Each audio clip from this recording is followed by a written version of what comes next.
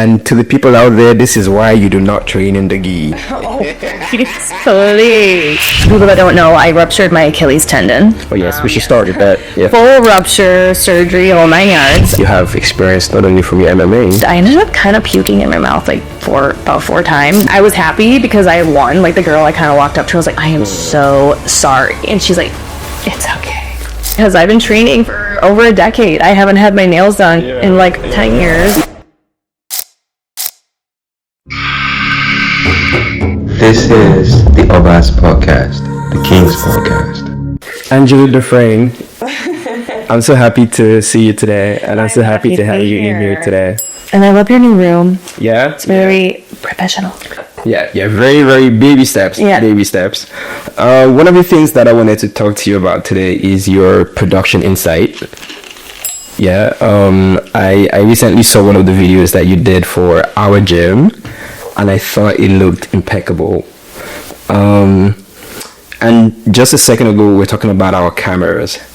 Can you talk a little bit about the camera you used to produce that video, and how would you advise, or what do you think is better, like a regular iPhone or using like a professional cam like you used?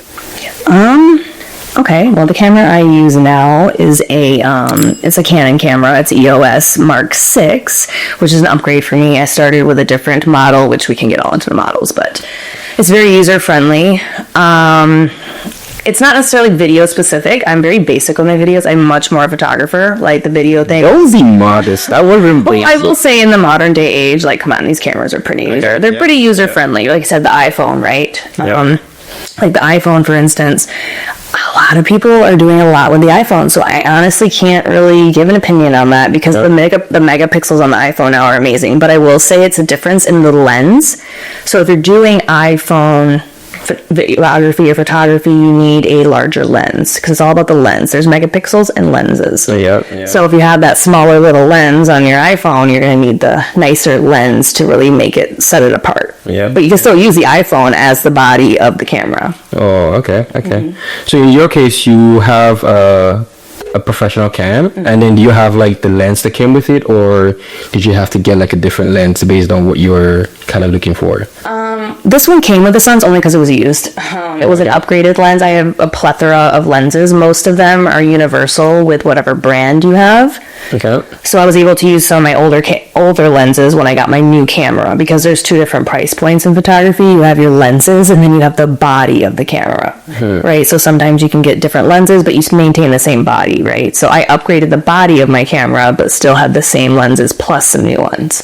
Oh, okay. I used to think that like so the body is like one piece, and then there's the lens. So you can detach it. That's why they have those fancy bags and everything, because the lens is completely separate. So you can mix it up with the body and the lens depending on what type of photography or videography you're doing. Okay. Okay. For this video, so what was it?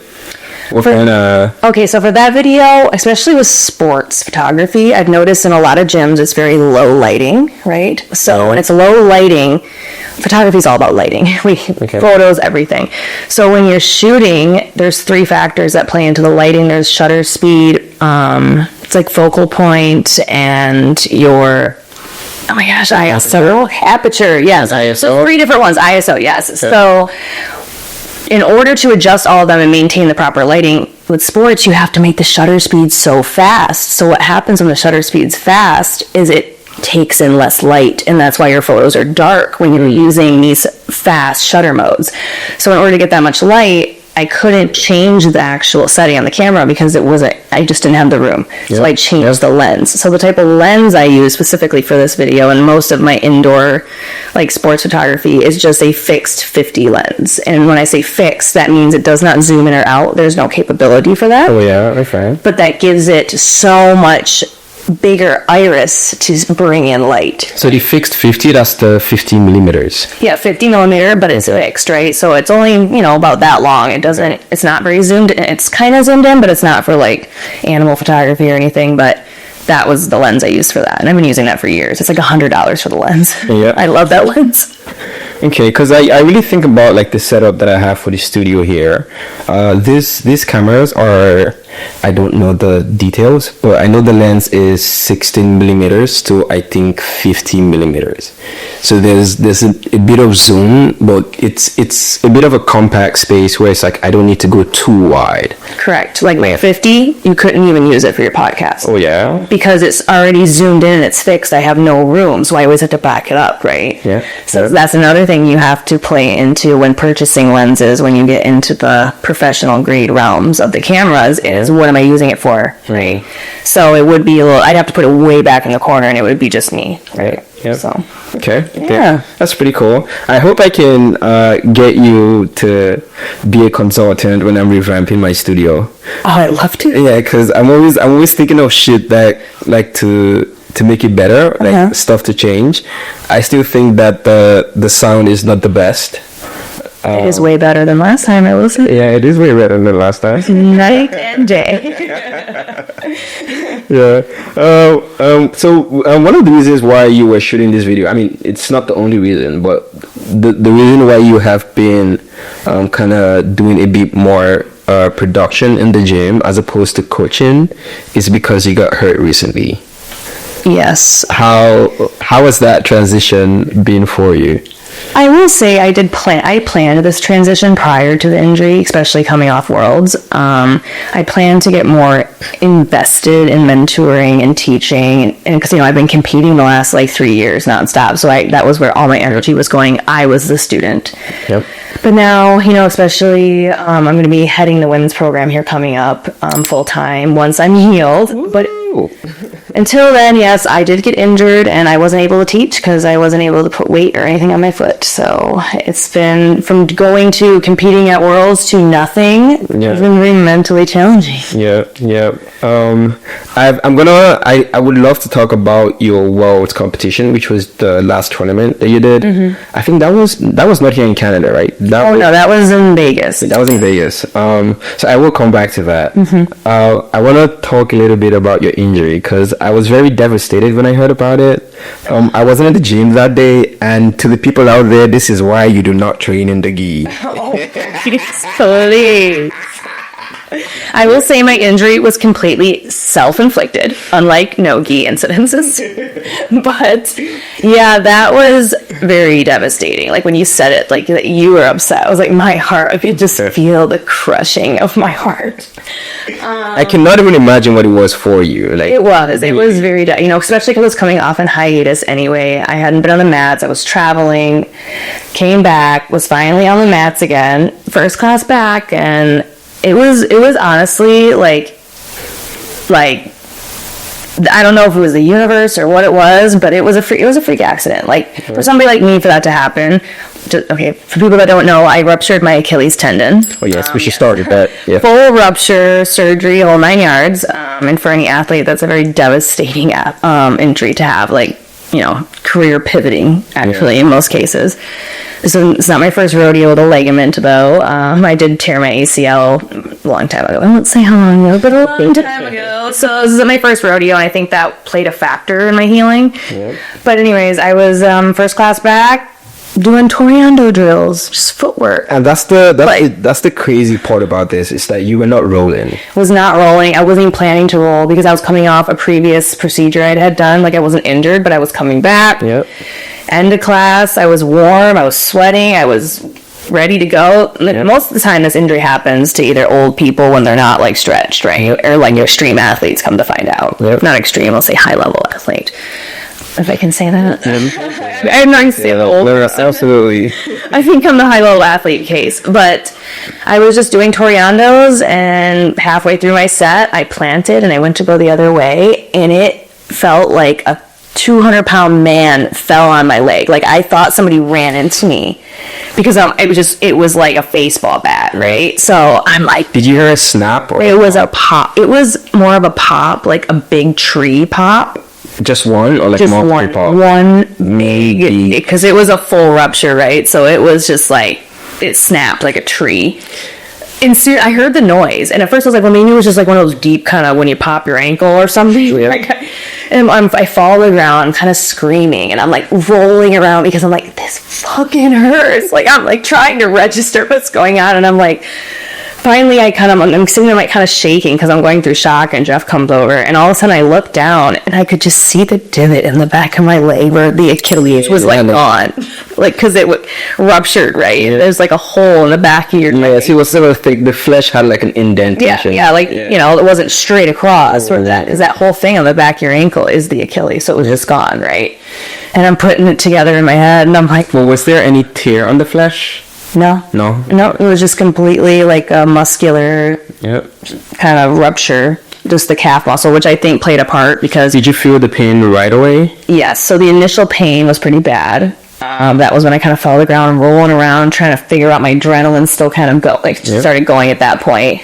And I was just trying to get my breath, and I'm like kind of on my stomach, just breathing through it. So I also was like trying to get my shit together because everybody in class is like, it's like, what's going on? Like, do we need to go over there, So, and then when I looked down, and once like I stopped sweating, it really started. It was pretty painful. Like, thank goodness I had leftover stuff at home that night. But yeah, it was pretty painful. I would say like a 8 out of 10 because I don't know what a 9 is. And how this was how many weeks ago? Like, even looking at you this way, like when you walked in, you were limping a little bit. Right after the injury, I did not see you until after the surgery. Are you comfortable talking about that?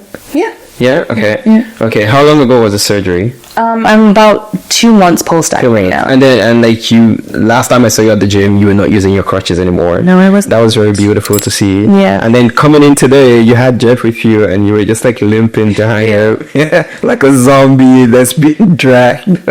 Yes, I am a little ahead of the curve, I think, for the healing. And what of the anticipated recovery time? Because I think you're doing great. Like 2 months. They said what was it like? I'm on schedule. I was supposed to get out of the boot at the end of like this month.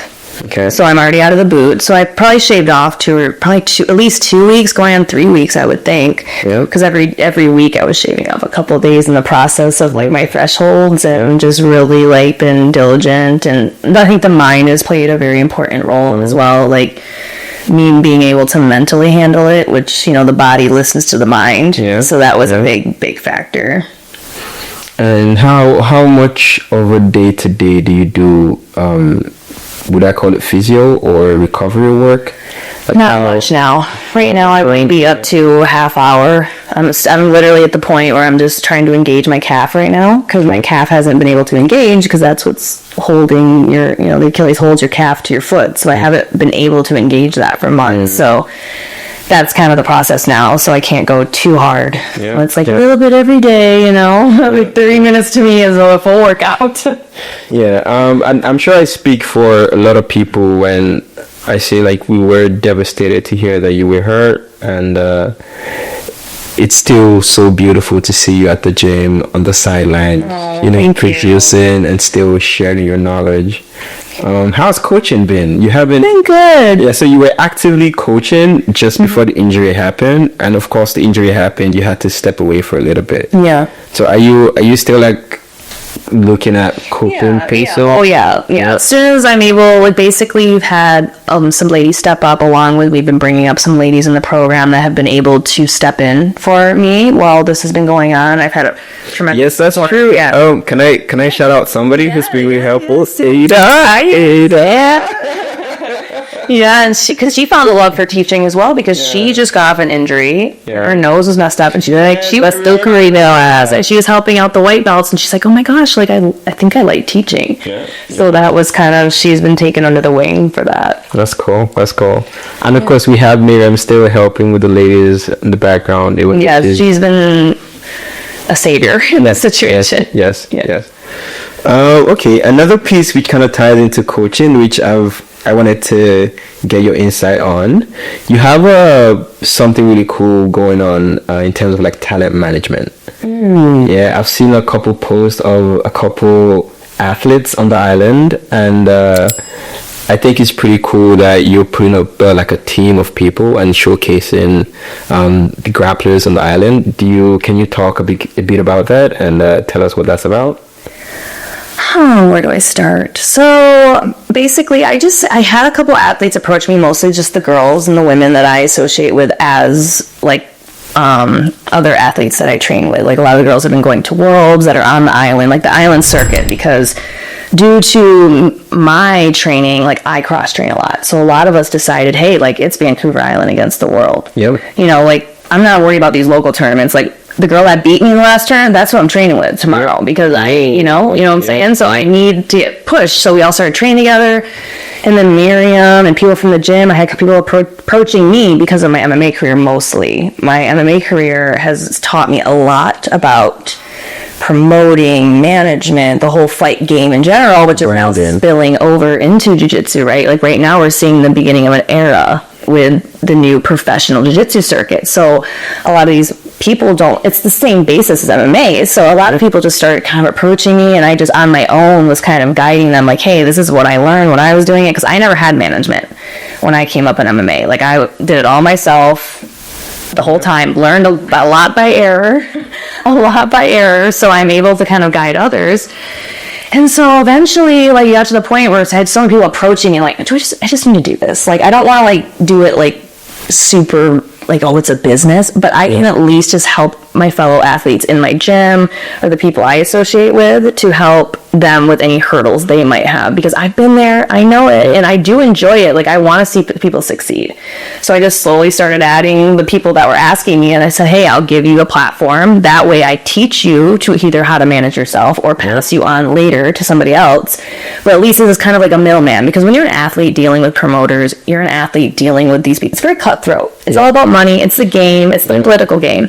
So at least if I can offer just like that face that says, hey, you know, good cop, bad cop. Like, I know my athlete's worth. Like, approach them as a professional. It makes the athlete just look better. It's easier to not get picked on, you know, because most athletes, they don't know anything business-wise or professional. They're just fighters. They're just here to fight, you know. So I was able to kind of create that, and I'm just casually doing it for now. I don't really plan to do it anything serious in the future, but I'm able to just teach them in the process because I want them to be able to do it on their own. Yeah, I think one of the key things you said is more of how jiu-jitsu athletes don't have that same exposure to branding and marketing and management as opposed to MMA. Mm-hmm. And you're absolutely right that we are approaching an era where jiu-jitsu is basically getting that same limelight and that same attention. Mm-hmm. So we need our kind of like athletes now to basically step up into those spots and have companies and agencies and people actually market them. Yeah, you're a brand. Yeah, and make it not just like local competition style all the time. It's like you're just having people just flush over to competitions, and like it's all just slipping away without really, you know, showcasing the athlete and having almost like each time the person steps out, let it be something eventful, let it be memorable, as opposed to just like pushing tournaments out with no marketing, no media. And it's like other people also have like a negative connotation with social media sometimes. It's part of the game, unfortunately. Like, I understand. Like, I have an athlete now that's like, are you social media? Like, they're going to cut you on the card because they want your followers to watch. So do the math, you know. So and I think that's one of the places you come in with as like a talent management, which is and my photography plays a huge role. That's actually one of the reasons I blew up with my photography as far as just a hobby, is because I used it to market myself. You know, because to present these photos to promoters, oh, you need somebody to put on the poster? Here's a professional photo real quick, you know, because you're going with state to state, province to province. So it's a very useful tool, so that I kind of tie that in with everything. And that's kind of how I use it to market the gym and market the athletes. And I honestly just enjoy the editing process alone. Like, I do it mostly because I enjoy it. Yep. And even more importantly is the fact that you're working with grapplers in the gym, people that you're showcasing that you have a good idea of what your talent is, and you have a good idea of the space that we're in. You have experience not only from your MMA, but you also like balls deep in the balls deep in jiu-jitsu space. So it's like you're really perfect for it. So I was very happy to see that, and I think it's pretty cool.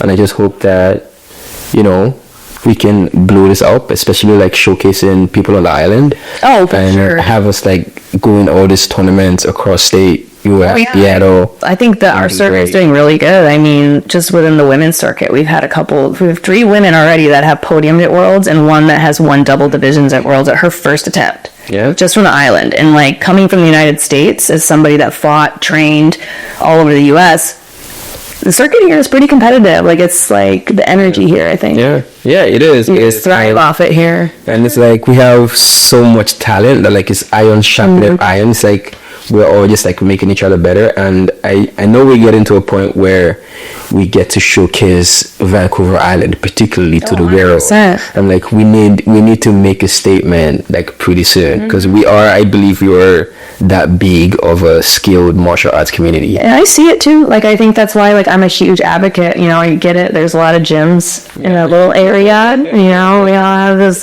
get a little flustered once in a while, but that's one of the things that a lot of us, especially the women's program, we advocate for a lot of the cross training, like stuff like that. Like just because. Kings and Queens. This episode is brought to you by Dem Stinger Spice. Let's talk about flavor. You know how sometimes food can be a little bland and you're not feeling that spicy kick in your food? I've got the perfect solution for you. Introducing Dem Stinger Spice. Straight from the heart of Nigerian street food culture, this spice is carefully sourced to give you the authentic, bold, and peppery flavor that will elevate everything you eat. Trust me, I take this everywhere I go. I add it to everything. Beef, pasta, rice, noodles, and yes, even to my water. Whether you're cooking at home or enjoying a takeout, Dem Stinger Spice will take your meal to the next level. Order your pack today at pepperdem.ca and use the discount code OBA to get 20% off your order. Spice up your food, guys. You'll love it. All right, let's get back to the show. Let's go, guys. Mwah. Love you guys. If you're a competitor, that's the way to go, right? Like I understand hobbyists, like there's no reason for them to cross you. But if you're a competitor, I think having that camaraderie of, hey, like let's represent Vancouver Island, this little island against the whole world in jiu-jitsu, you know? So I think it's a fun thing to think about. Yep, absolutely. We'll keep it going. I just remember, let's go back to your Worlds performance. You talked about a couple of us on the island who have done pretty well. The last Worlds outing was pretty awesome. It was so awesome. It was, I think, was that the same one you went out for? The one that Miriam and Coach Kev Yes, Coach went out for? Oh my God. They were my redeemer. So it was great that we had Coach Kev and Miriam podium, but you also had an incredible outing. I remember your first match was like you dominated some girl. Like I mean, Oh yeah. sorry to her wherever she is. I just won that match. So you killed her. And then I puked on her. Yeah, never puked. No, that was, I was feeling really good because I had done Worlds at Purple the year before. So I was like ready. I was like, this is mine. So I go out first match. And I did have to cut a little more, but I mean, I've cut many times in the past. And I will say I do struggle with nausea in competition quite often. Like MMA was always a problem. Like I always threw up after the first round. I think I struggle with major adrenaline dump. Okay. So it's like inevitable. It has to pass, right? So usually in jiu-jitsu, I'm able to kind of let the wave pass. In this situation, it was not passing. So I was going against her. I already swept her in the first like 20 seconds. So I was like, great, I'm up 2-0, right? Yep. And then it just started hitting me. And I was like... That's the nausea? The nausea hit me. And I was like, okay, it's going to pass. And you could tell her in the video, there's a couple of times where I was pausing. And Matt's like, okay, and we can do this. We can do this. And I'm just like sitting there like a deer in headlights, like, don't puke, don't puke. So basically, it did not pass. And I ended up kind of puking in my mouth like about four times before it actually happened. Yeah. So because I was like having to wrestle her a lot, which was not helping because we know how wrestling makes you feel.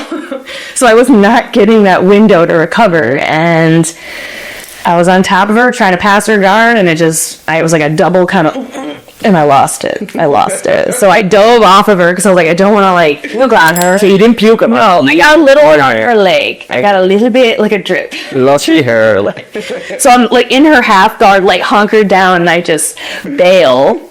And then it was like projectile. Honestly, I didn't even drink that much water. I didn't. I was gonna ask you, water. how long ago before the tournament did you eat? I didn't eat because it was like breakfast, so I just had like a piece of a clementine, which was there. Okay. And I cut some weight, but I was able to drink some water. I did go up sooner than I thought. Okay. But I didn't really intake that much water, but it was like the demons were coming out. Okay. So, and it was right in front of the camera, and it was, to me, I was happy because I had won. Like the girl I kind of walked up to, I was like, I am so sorry. And she's like, it's okay. Because she knew she'd lose that fight. She's like, that one, I'll take that. I'll take that. Yeah, she was like, I'll take the puke on the leg. Yeah. Yeah, so then, it was a little emotional for many reasons, mostly like, I guess, spiritual reasons of leading up to everything that led up to that and how it ended. But, we all have our path. Yeah, yep. I think in the end, it's not nice that happened, but in a way, like, it could have been worse. Yeah. Like, I went out winning. Yeah, I was beating her ass so bad. Puke. Yeah. Just kidding. That's better than shitting. It could have worse. Yeah. Let me see my note here. I think there's something else I wanted to talk to you about that I might be missing. Oh, I remember this. This was just silly. I was gonna ask you, what are we doing this summer, Ange? Well, I'm just learning to walk again. Well, you're learning to walk again is the response. Yeah. Well, and I'm taking it slow. I'm not, doing too much. I mean, part of the reason I didn't do Worlds this summer was to enjoy the island this summer. Yeah. Which I'm a little more limited, but I'm hoping by August I'll be more out and about. And I was thinking of picking up more of the hiking as like a form of rehab anyway. Yeah.